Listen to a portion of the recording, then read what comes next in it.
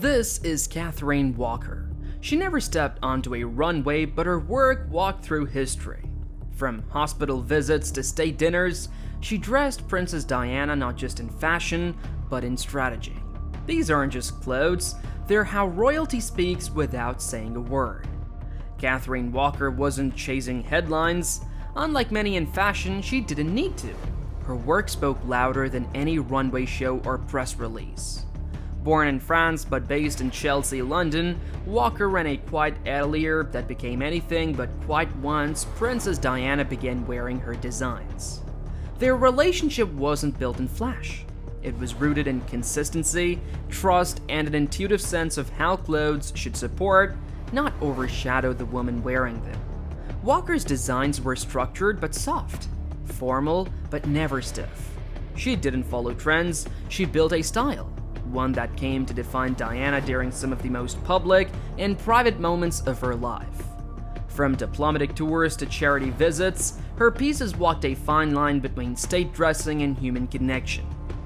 When Diana visited hospitals, her clothes were tailored enough to reflect her status but approachable enough to put people at ease. That was Walker's skill. She understood how clothing could manage perception without becoming a spectacle. One of the most remembered outfits Walker created was the pale pink ensemble Diana wore during her 1993 trip to Washington, D.C., when she met Hillary Clinton. It wasn't just beautiful, it was carefully calibrated. Soft color, clean lines, no unnecessary embellishments. The message was calm competence. And when Diana needed something more dramatic, like the sleek black velvet gown she wore to a White House dinner where she famously danced with John Travolta, Walker delivered that too, but always with restraint. What made Walker different from other designers wasn't just her eye. It was her refusal to chase celebrity. She never ran a massive fashion house or licensed her name. She didn't court paparazzi or give many interviews. While other designers turned their royal connections into global brands, Walker kept her business private and close-knit, even after Diana's death in 1997. Her company remained family-run and focused on bespoke work, serving clients who valued discretion and timeless design. Despite the slow profile, her impact was immense. She dressed Diana in over 1,000 outfits, many of which now live in museum collections and retrospectives in modern royal style. When the Duchess of Cambridge began wearing Catherine Walker's designs decades later, it was less a revival and more a quiet nod to continuity, an acknowledgement that some things don't need reinvention to stay relevant. Walker passed away in 2010, but her atelier continues under the guidance of her husband, Seth Cyrus. The label still produces pieces in the same spirit, fitted, elegant, and whispering where others shout. In an era where fashion is often loud and fleeting, Catherine Walker's work stands as a reminder that real influence doesn't always wear a label on its sleeve. Sometimes, it just knows exactly when to speak and when to stay silent. While Catherine Walker's legacy continues, another designer has taken royal fashion to new commercial heights. Elie Saab didn't grow up around fashion houses or haute couture salons. He was born in Beirut, Lebanon, in 1964, the son of a wood merchant. But from a young age, he showed a knack for design. He started sewing clothes for his sisters using newspapers as patterns, and by the time he was a teenager, he was already making dresses for women in his neighborhood. That part of the story isn't some PR myth, it's well documented. And that kind of early obsession with detail stayed with him. What set Saab apart early on was that he wasn't trying to mimic Paris or Milan. His designs pulled directly from where he came from. Embroidered silks, ornate beadwork, and fabrics that felt rich before you even touched them. When his name started to travel beyond Lebanon, it was because people were drawn to that mix of glamour and craftsmanship. He had the ability to make clothes that looked like they belonged on a runway, but still felt personal, almost like heirlooms. His big global moment came in 2002. Halle Berry wore one of his gowns, a burgundy dress with a sheer embroidered bodice, to the Academy Awards, where she won Best Actress for Monsters Ball. That red carpet photo with her arms raised and the Oscar in her hand became one of the most iconic fashion images of the decade. Suddenly, everyone wanted to know who had made the dress. For Saab, that moment didn't just mean exposure, it meant legitimacy in an industry that often overlooked talent outside the Western fashion capitals. Since then, his work has become a staple on red carpets and at state dinners. Royals have embraced him too, not out of trend chasing, but because his designs match the tone of their roles. Queen Rania of Jordan has worn Saab on multiple occasions, often when attending high-profile international events. His work has also appeared on Princess Madeleine of Sweden and other European royals who want something elegant without being too loud. But Saab didn't stop at gowns. He expanded into ready-to-wear, fragrances, accessories, and even bridal connections. He opened flagship stores in Beirut, Paris, London, and Dubai. His brand grew from a single studio in Lebanon into a global luxury house.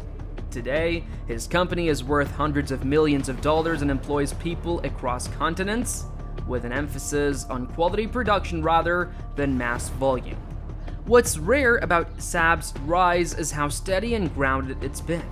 He has stayed based in Lebanon, even during times of instability, and continues to support local artisans and tailors. He doesn't chase controversy, and he rarely tries to reinvent himself. He knows what he's good at, making beautiful clothes, and he spent decades refining that without needing to constantly change the narrative around his brand. In an industry that's often about bold statements and fast trends, Elie Saab built something lasting by doing the opposite. Staying consistent, staying true to his roots, and letting the work speak for itself. That's what turned a dressmaker from Beirut into a name that sits comfortably alongside the biggest luxury labels in the world. It doesn't take much. A photo of Princess Charlotte in a pastel cardigan, or Kate Middleton stepping out in a Zara blazer, for a clothing item to vanish from shelves in hours. That's the royal fashion effect. Quiet, consistent, and rooted in tradition. It's not about trend chasing, it's about trust. If someone in the royal family wears it, the public assumes it's tasteful, appropriate, and worth the price tag. Charlotte may be just a child, but she's already been credited with moving markets. A floral dress she wore during her second birthday photo shoot caused a flurry of online searches and sold out almost immediately. When she wore a yellow cardigan from John Lewis in another photo, the item disappeared from stock by the end of the day. This isn't a fluke, it's a pattern. And it didn't start with her. Diana had the same effect in the 80s, though it was then Chanel suits and sheep pattern jumpers. Now with social media and global e-commerce, that influence travels faster and further. Kate Middleton's wardrobe is arguably the strongest example of how a royal touch can shape what people buy. She's mixed high-end with high-street from the beginning, one day in Jenny Packham or Alexander McQueen, the next in Reyes or Hobbs. And every time, the effect is the same. People notice, search, and purchase. Fashion editors call it the Kate effect, but to most shoppers, it just feels like a recommendation they can trust. Even Prince George has sparked retail chaos. When he was photographed wearing a navy sweater with a guardsman print from Cath Kidston, the item sold out within hours. It's not about the clothes being groundbreaking, it's about visibility and the subtle sense of connection people feel when they can wear something a royal wore, even if it's just a pair of 45-pound start-right shoes. But this influence goes beyond just sales. It changes how brands position themselves.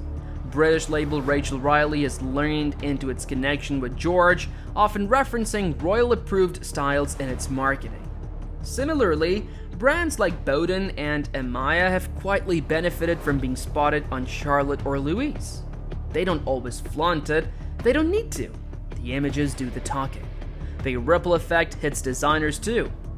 Emilia Wigsted, who started out with a small atelier in London, became a global name after dressing Kate for multiple public events. One appearance at the Royal Ascot in a lemon yellow dress turned her into a household name. The same happened with Erdem and even the Spanish brand Zara when Kate recycled one of their blazers during a royal engagement.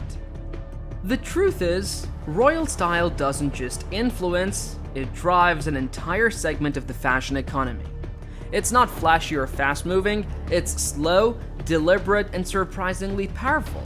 Some designers have capitalized on this influence, creating brands that cater specifically to royal tastes.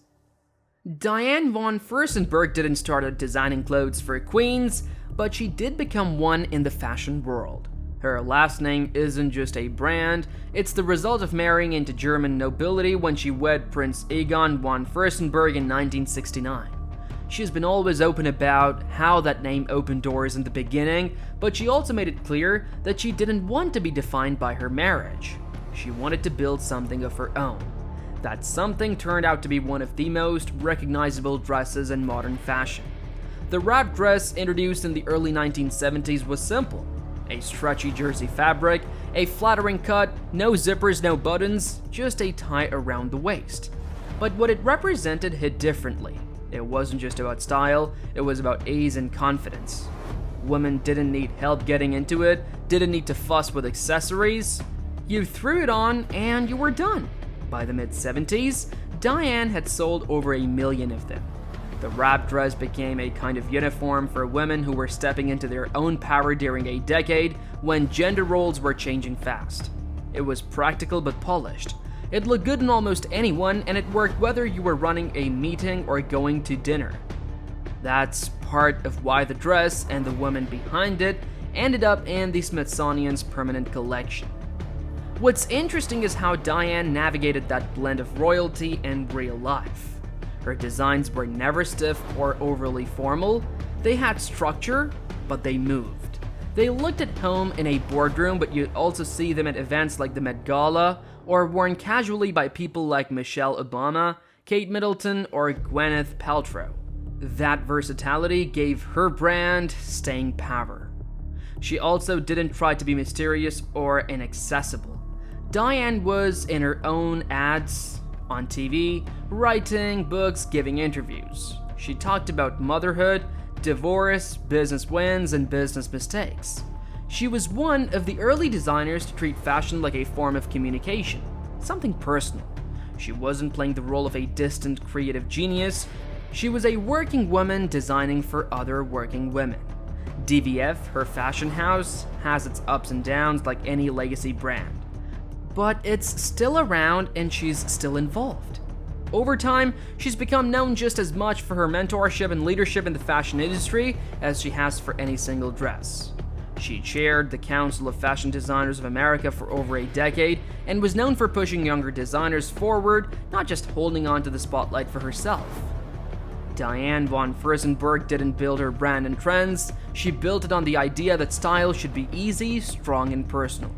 The royal connection might have opened a few doors early on, but it's what she did afterward that made her a permanent fixture in fashion. Her legacy doesn't live in a museum or behind glass, it's in the closets of millions of women who just want something that works. Brunello Cucinelli doesn't make noise, his clothes do, but not in the usual way. They don't scream for attention or rely on bold logos. Instead, they whisper quality, ease, and a kind of wealth that doesn't need to prove anything. Cucinelli built his label from a small town in Umbria, Italy, not Milan, not Paris, but from Solomeo, a restored 14th century village where cobblestone streets wind through his company headquarters like something out of a postcard. That setting tells you everything you need to know about his brand. It's built to last, quietly and with purpose. He started with cashmere, but not just any cashmere. His sweaters and knitwear were designed to feel as soft as possible and to hold their shape for years. The idea was simple: people should be able to wear something luxurious without feeling flashy. That philosophy caught on, especially among people who could afford anything but didn't want to look like they were trying too hard. His following grew quietly. Jeff Bezos has been seen in Cucinelli. So has Mark Zuckerberg, someone not exactly known for variety in his wardrobe, but who once chose a Cucinelli gray t-shirt rumored to cost hundreds of dollars. Prince William and other royals have worn his pieces for casual outings. It makes sense. Cucinelli's clothes work for people who already live in the spotlight and want their wardrobe to fade politely into the background, while still signaling care and taste. What sets him apart isn't just the product, it's the way he runs the company. His staff works out in offices with views of the Umbrian Hills. He's known for paying employees above average wages and for giving back a slice of profits to preserve Solomeo and support art and education initiatives. There is no cutthroat energy behind the scenes, no celebrity drama, no designer feuds played out in the media. It's old school in the best way. Craftsmanship meets conscience. Cucinelli rarely appears in Fashion Week headlines. His business isn't built around trends or seasonal hype, it's built around consistency, the kind of luxury that doesn't age. His success came through that lens by focusing on clothes that feel right, even when no one's watching. In that sense, he fits right into the world of royal fashion where subtlety carries weight and timelessness is a form of status. You won't see his name stitched across backs or splashed in bags, but when someone walks into a room wearing Brunello Cucinelli, people in the know can tell. That's the point. These designers demonstrate that royal fashion influence extends beyond the palace walls. It lives in the choices of people who value grace over noise, quality over show. Royal fashion has never been just about appearances. What someone like Queen Rania or the Princess of Wales wears isn't chosen on a whim, it carries weight. The way these public figures dress becomes part of their role, part of how people understand them. And that influence hasn't gone anywhere. If anything, it's becoming more subtle and far-reaching at the same time. A good example of this is the way younger royals and political figures are navigating public image through style. Kate Middleton, now the Princess of Wales, often wears designers like Jenny Packham, Emilia Wickstead, and Alexander McQueen. She's been photographed in the same dress multiple times, which used to be unheard of for royals. Her choices are deliberate, stylish but grounded, expensive but not extravagant. It's the kind of dressing that's become a blueprint for others in public life. Even Michelle Obama, while not royalty, brought that same clarity to her wardrobe during her time in the White House. Both women showed that power dressing didn't have to scream, it could speak quietly and still be heard. Designers today know that kind of influence matters. Someone like Sarah Burdon, who led Alexander McQueen until 2023, understood how to balance theatrical runway concepts with the restraint needed for royal commissions. The wedding dress she designed for Kate in 2011 was talked about for months, not because it was flashy, but because it combined tradition, symbolism, and impeccable design. So, which royal-inspired designer do you admire most? Share your thoughts in the comments below.